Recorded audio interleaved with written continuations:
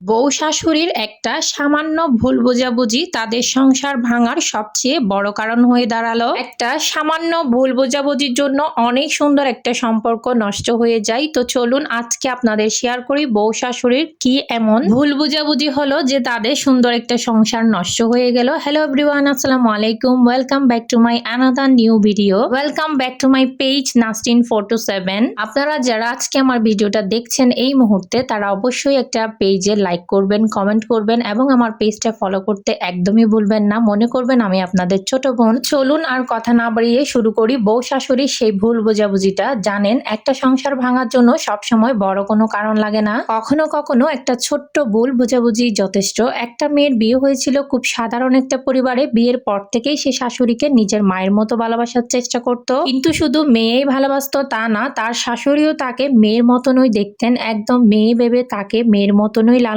পালন করতেন। কিন্তু একদিন রান্নাঘরে একটা এমন ঘটনা ঘটে গেল যে বউ শাশুড়ির ভুল বুঝিবুঝিটা সেখান থেকেই সৃষ্টি হলো। শাশুড়ি তার ছেলেকে বললেন, তোর বউকে বলিস সংসারে কিছু ব্যাপারে একটু বেশি খেয়াল রাখতে। বউ কথাটা পাশের ঘর থেকে শুনে ফেললো, কিন্তু সে পুরো কথাটা শুনতে পারেনি, শুধু শুনলো তোর বউকে বলিস। ব্যাস, এই অর্ধেক কথা শুনেই তার মনে হলো শাশুড়ি নিশ্চয়ই তার নামে ছেলের কাছে অভিযোগ করছেন। সেদিন থেকেই মেয়েটা চুপচাপ হয়ে গেল। শাশুড়ি ভাবলেন বউ হয়তো তার উপর রাগ করেছে, তিনিও অভিমান করে কথা কমিয়ে দিলেন। একই ঘরে থেকেও দুজনের মধ্যে একটা দেয়াল তৈরি হয়ে গেল। ছেলেটা মাঝখানে পড়ে গেল, সে বুঝতেই পারছিল না আসলে সমস্যাটা কোথায় হচ্ছিল। কয়েকদিন পর শাশুড়ি হঠাৎ অসুস্থ হয়ে পড়লেন। বউ তখনও অভিমান করেছিল, কিন্তু রাতে যখন দেখলো শাশুড়ির জ্বর অনেক বেশি, তখন আর অভিমান ধরে রাখতে পারলো না, নিজ হাতে পানি দিল, ওষুধ খাওয়ালো, সারা রাত পাশে বসে থাকলো। ভোরের দিকে শাশুড়ি মেয়েটার হাত ধরে বললেন, মা তুই কি আমার উপর রাগ করেছিলি? মেয়েটা কাঁদতে কাঁদতে বলল,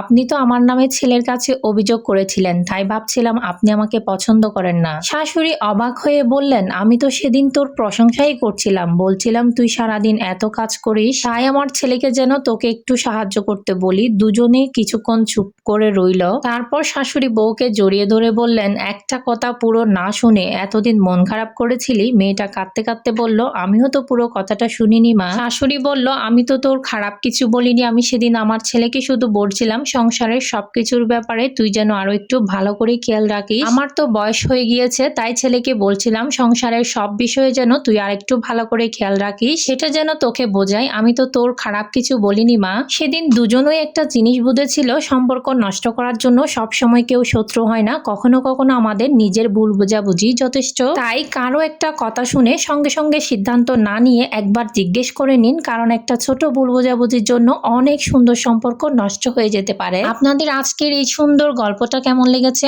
অবশ্যই কমেন্ট করে জানাবেন এবং ভিডিওতে একটা ফলো করবেন। Thanks for watching my video. আল্লাহ হাফেজ।